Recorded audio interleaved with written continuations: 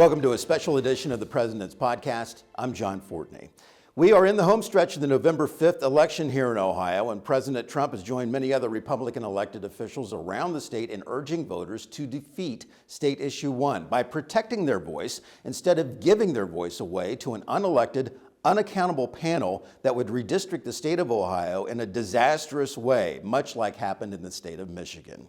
This week, we have the definitive statement about why this secretly funded out-of-state power grab that produces fixed outcomes from the beginning through sprawling districts across the state of Ohio at the expense of minority neighborhoods would put the voter's voice at risk. You will hear from a select group, a bipartisan group of guests this week. State Senator Michelle Reynolds, a Republican from Canal-Winchester, former State Representative John Barnes, a Democrat from Cleveland, the former chair of Michigan's redistricting panel, Rebecca Zitella, who is an independent, along with Secretary of State Frank LaRose, Governor Mike DeWine, Senator Rob McCauley, Senator Teresa Gavarone, and of course, Senate President Matt Huffman. What I find really disturbing about it is it's not progressive, nor is it conservative. It's just absurd that we are doing this, and it's actually coming from out of state. So there's an interest here that is anti-Ohio and it's anti-American. Well, this is a policy question, and it's not as much a political question as it is a policy question because it establishes the methodology by which we move forward. And so in answer, this will absolutely disenfranchise and dilute the African-American representation in Ohio. His name is John Aguirre. He said this: if Ohio's redistricting measure passes, Aguirre continued, there would be an even greater likelihood that this will become a problem. He's referring to the cities being stretched out far past the suburbs. Given the emphasis on drawing a certain number of districts that favor each party, that's proportionality, that requirement would put more pressure on Ohio's redistricting commission to draw more Democratic seats than there are now. Aguirre said, raising the chances that they will break up black neighborhoods into separate districts like the Michigan ones challenged in court. It's almost impossible to do proportionality without undermining the minority vote. Absolutely. Sounds like gerrymandering. It is gerrymandering. Would you agree that that's another word for it? Proportionality or fixed outcomes based on a fixed percentage is gerrymandering? Yeah, well, I think whenever you're trying to get a particular outcome, that's gerrymandering. I mean, really. There absolutely is an area of bias with issue 1. Just for instance, the fact that you want to break up the largest counties in the state. Well, under current law, you can't do that. Yeah, it's limited so splits. You break up Cuyahoga County, you're going to have a tremendous split that's going to have a devastating impact on the issues that are urban, on the issues, some of which are rural, because what your viewers need to understand is that this is not just a diluting of African American representation. This also is a disenfranchisement of other Ohioans across the state of Ohio, just based on a new methodology that they have of making a determination based on proportional partisan representation. That's unfair. That is un-American. And that should not be happening. That's why people are sneaking around trying to undermine. They're not interested in the right answer.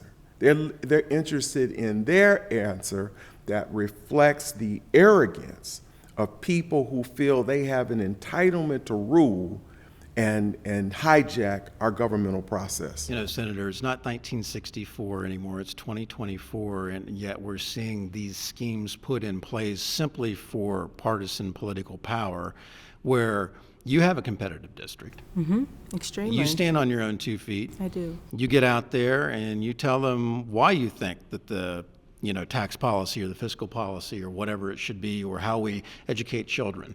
I mean, how offensive are those kinds of statements to you? Well, I think it's very offensive. You know, when I ran on results. I ran on a record of results, and I've proven myself, which is why I'm elected. I'm elected because people know that When you get me, you get a top producer, and you get someone that's going to do what they say they're going to do. And I think that's with all candidates. That's how they need to be evaluated. If you have the right candidate, the right campaign, and the right resources, then you can win an election. And it should be competitive because we are trusted with the voters' vote. But I think in this situation, instead of engaging our votes or engaging voters, they're just leveraging people, and it's at the expense. It's just showing that we are expendable because they want a power grab.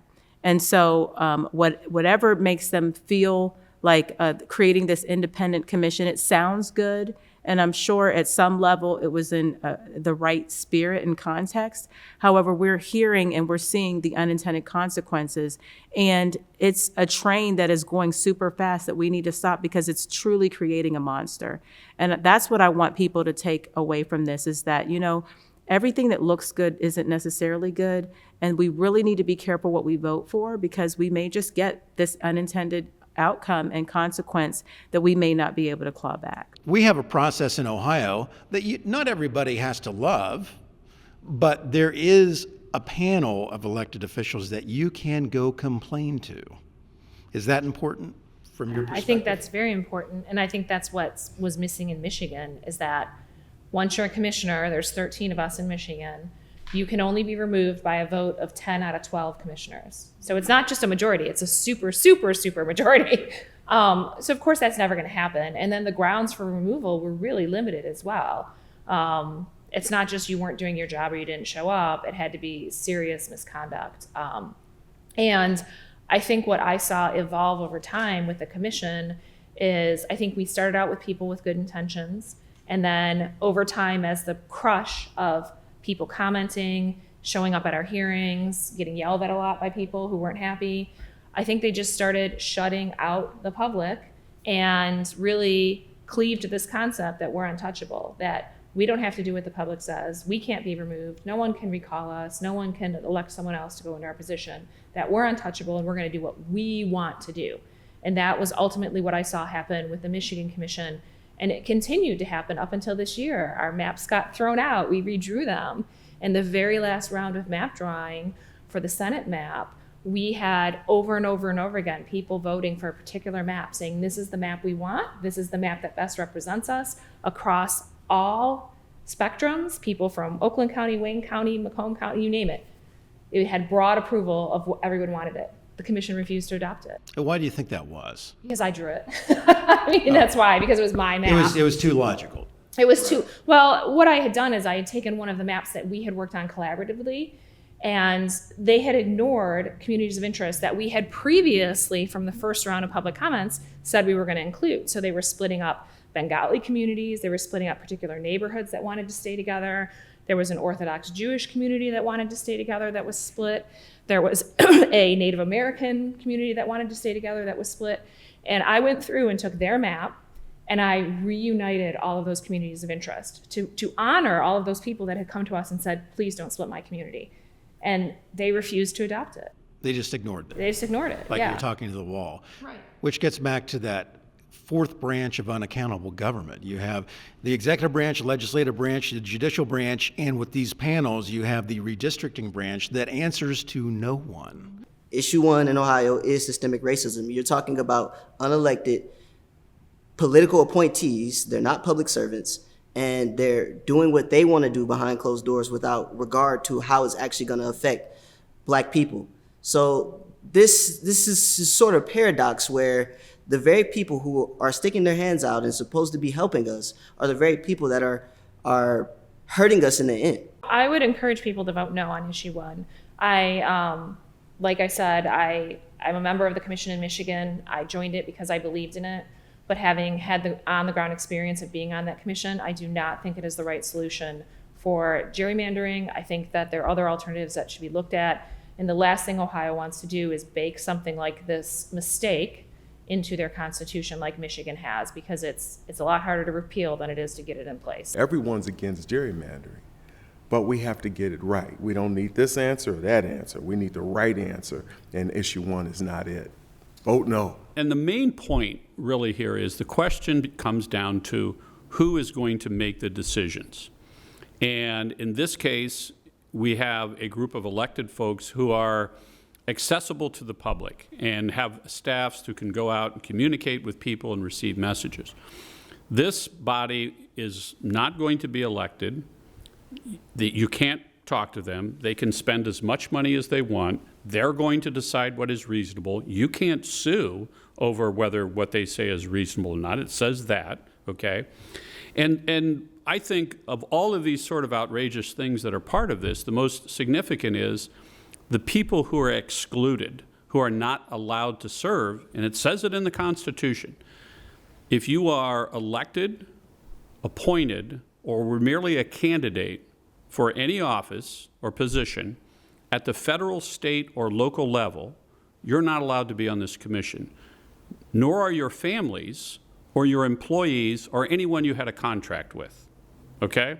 Now you think about that and you say, well, that could be a lot of people. Well, it could be. For example, United States military officers receive an appointment from the President of the United States, Secretary of Defense, various departments, and those folks, and this is in the 6 years prior to the time of the filing of the map, it's not at the moment, any time in the prior 6 years, they can't be on this. So those military officers are excluded, and their families are, and their employees are. So some employee of his decides, well, I'd like to do this. Through no action of their own, this military, I happen to work for this guy in a company after he retired from the military, I can't be on it. And this guy has a contract with somebody to come in and sell them materials or do whatever, he's out too. Police officers receive a commission, an appointment from the state of Ohio. They are excluded from serving this, and their families, okay? If you're a local appointed official, maybe the mayor appoints you to the Urban Forestry Council or whatever it is, or you happen to be a township trustee, or you're on a local school board, or maybe you ran for the local school board and lost, and because you were a candidate, you're out, and so's your family, and your employees, and anybody you had a contract with. And so when you start thinking about all of these people, some of whom they have nothing to do with why that guy's excluded except my relationship as a family member, an employee, or a contractor, and they're all excluded. Well, you start looking at these concentric circles, how many people is that? Well, it's probably in the millions. And the people who are excluded are the people who are most active in their community. And it may not necessarily be that they're map drawers or understand redistricting, but why should you be excluded? Because you decided nobody else is running for village council and they need people to step up and make decisions for my local village council, so I'm going to do that. And because of your willingness to help your community, you shouldn't be on the commission. Neither should your family member. And neither should your family. Even if you lost. Yeah, even if you lost. And, you know, I mean, you think about, for example, the appointments I make as a Senate president, and I call people up and I say, hey, I need to appoint, and people agree to be on these various commissions, some of them, the Rare Disease Study Council, and people are very interested in that because they have a child or a relative, and they meet and they make recommendations to the governor and the legislature and the Department of Health. Those people are all excluded, okay, because they receive that appointment at the state level, and their families are excluded, and employees and contractors. The boards of trustees at universities who are appointed by the governor, okay? And again, most of these appointments are at the local level. You can think of people who probably in many cities there might be the mayor appointed a commission to study the diversity efforts that the mayor wants to put forward. Those people are all excluded. So it's not just Republicans are trying to keep out. They're trying to keep out anybody who apparently is willing to step up and do good for their community. I mean, and when I read through this, and I've had other people say, yeah, that's what that really says, I'm like, well, why would they do this? And I think the answer is the people who drafted this, well, two reasons. One is I think they looked at what happened last year and thought, we can put in whatever we want, yell gerrymander, and pass it. And the other problem is what happens when these things are drafted by just a few people in a dark room, metaphorically, and they put it on the ballot. They don't have the process that the legislature has, where we have many people coming in, we have amendments, Republicans say this, Democrats say that. Okay, we need to put this on the ballot with a certain number of votes, and let's get together and put something on that the public is going to support, which is what we did in 2015 and 2018. Instead, this is a bunch of folks in Washington saying, we're going to do what you want, and now you have this Frankenstein monster stomping all over the state of Ohio. I mean, I want to look at them as a part-time political consultant and say, you got to be kidding me. This is what you came up with? So I encourage people to read it and see, oh, under this, I can't be on this. And most people would take the time to read it, probably can't be on the Redistricting Commission. And Blue Star and Gold Star families. Well, yeah, absolutely. Right? That's offensive. If you happen to be a widow or widower whose spouse was killed in the line of duty in the 6 years prior to the filing of this, you're ineligible to serve. And by the way, so are the members of the family of that slain police officer.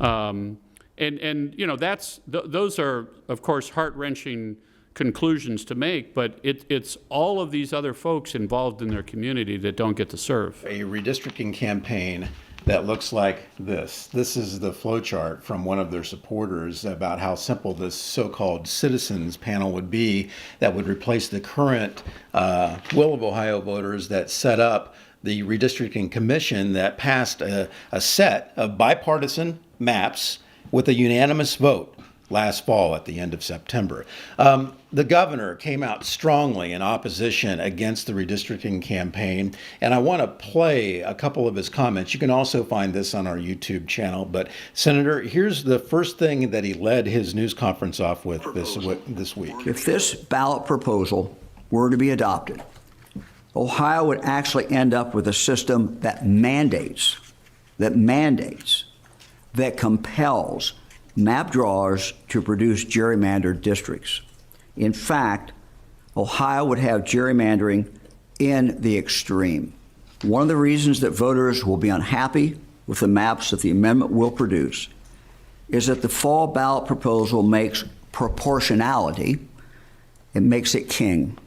What do you think about the governor coming out and saying, first of all, bottom line on this entire issue, not only does it make proportionality king, and we'll talk more about that, but that it mandates and compels gerrymandered maps based on this voluminous 54-step plan, so-called Citizens Not Politicians panel that would, basically be running the show in Ohio. It compels gerrymandering. It doesn't get rid of gerrymandering. What's your thought about what the governor said? So I think he hit the nail on the head.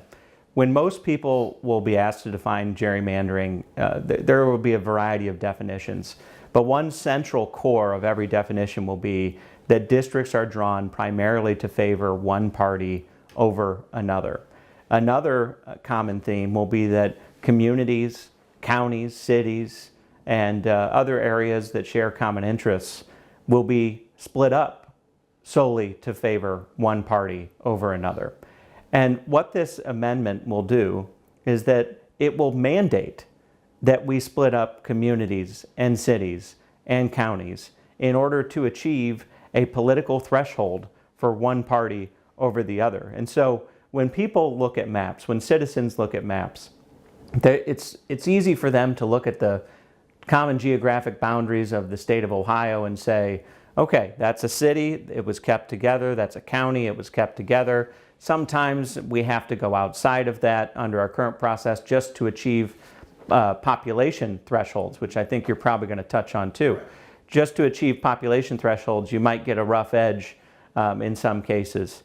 But on the other hand, people can tell when cities and communities were needlessly split up solely to achieve a political outcome. And the maps that we have today are some of the most compact communities of interest in the history of Ohio. Would you agree with that? Absolutely, but this initiative is going to mandate that those communities get split up. I think that you talked about if you hated the snake on the lake, it is coming back. Here's what the governor went on to say about splitting communities in this citizens campaign. Proportionality must be adhered to and is more important than and must supersede the following. 1, proportionality must supersede the importance of respecting county, village, city, and township lines. Number 2, proportionality must supersede the importance of keeping communities of interest together. 3, proportionality must supersede, and let me quote from the ballot amendment directly, and I quote, again, proportionality must supersede the equal functional ability of politically cohesive and geographically proximate racial, ethnic, and language minorities to participate in the political process and to elect candidates of choice. That certainly sounds like a violation of what much like happened in Michigan, where a federal court said you violated the Voting Rights Act, when proportionality means more than what the Voting Rights Act says about race, what the Voting Rights Act says about everything else, and that we're going to split communities out until we finally receive the proportional or a percentage-based fixed outcome, otherwise known as gerrymandering. They call it representational fairness, but really this is a proportionality within issue 1, and this whole campaign is nothing other than a far-left gerrymander. So that's exactly what it says, and I think anybody who's concerned about the Voter Rights Act and creating majority-minority districts where it's possible to be created should be very concerned about that. This ballot proposal has striking similarities to Michigan, and Michigan, for the first time in, I believe it's 70 or 80 years, does not have an African-American congressman or woman representing them in the United States Congress because of their redistricting amendment. Michigan also had their first map thrown out as a violation of the Voter Rights Act because it was a racial gerrymander. And this would lead to racial gerrymandering, and that's the point that the governor is making, is that because it's trying to maximize the amount of districts that would be created for Democrats, it's going to go into those extremely high Democrat precincts that oftentimes are in minority neighborhoods, and it's going to crack them apart into separate districts because they need those 90% precincts, those 85% Democrat precincts. They need them to stretch out into the suburbs if they're going to create the amount of Democrat districts that they're hoping to create. You know, we like to talk about how candidates' campaigns and issues matter. Candidates' campaigns and the issues really won't matter under the Citizens Issue 1 campaign, will it? I mean, doesn't this take the competition out of elections for the most part when you are drawing districts based on percentages and proportionality? It seeks to create predetermined political outcomes. Here's the most cynical part of this. What lies at the heart of this entire effort, and again, incredibly cynical, is this idea that there should be a certain number of Republicans in the General Assembly and a certain number of Democrats in the General Assembly, and that they're going to gerrymander the districts to accomplish that preconceived certain number of districts for Republicans and Democrats. What an undemocratic idea. Right. Because it's up to the people. That is gerrymandering. It's the textbook definition of it. Right, and unlimited splits in communities of cities, townships, county splits. And unequal districts population-wise as well. There's no requirement within this system, within this proposal, that says districts need to be equal population. So you could have a large district and a much smaller district, and really that undermines the whole idea of one person, one vote. And they like to call it proportionality or representational fairness, which basically equals fixed outcomes and is the purest definition of gerrymandering. Absolutely, which is why we changed the language. Which was also interesting because it really received some pushback, because the language from the Secretary of State's office talked about how they wanted to draw or manipulate the map. You made a motion and it was accepted and passed on a 3-2 vote to change the word manipulate to gerrymandering. Which is exactly what this is. And if you look it up in the dictionary, the Oxford Dictionary, this is the very definition of gerrymandering. So let's tell the people what this really is. And I supported that motion because it states very clearly what this is. Manipulating districts to achieve a political outcome is the Oxford Dictionary definition of gerrymandering. So let's replace that with the word that's in common usage. But then some of the members of the ballot board were complaining that that's an unfair word, or that's a word that has a negative connotation. But then we started looking through the actual amendment language that their side proposed, and that includes the word gerrymander. So they're actually using the word gerrymander in their proposed amendment, but for us to use it in the ballot language is somehow off limits. I think that's a pretty wild idea. Also, a part of what was being discussed was what was being omitted or what had been omitted from the Citizens Not Politicians ballot summary that they suggested. There is a Ohio Supreme Court case that the current face of the Citizens Not Politicians campaign, former Chief Justice Maureen O'Connor, she concurred with on a 6-1 vote. It's called Voters First, and it made very clear that voters have a right to know exactly what they're voting on, and it uses a term called materially omitting something. In other words, I would call it improperly ignoring, maybe illegally ignoring. And there seemed to be a lot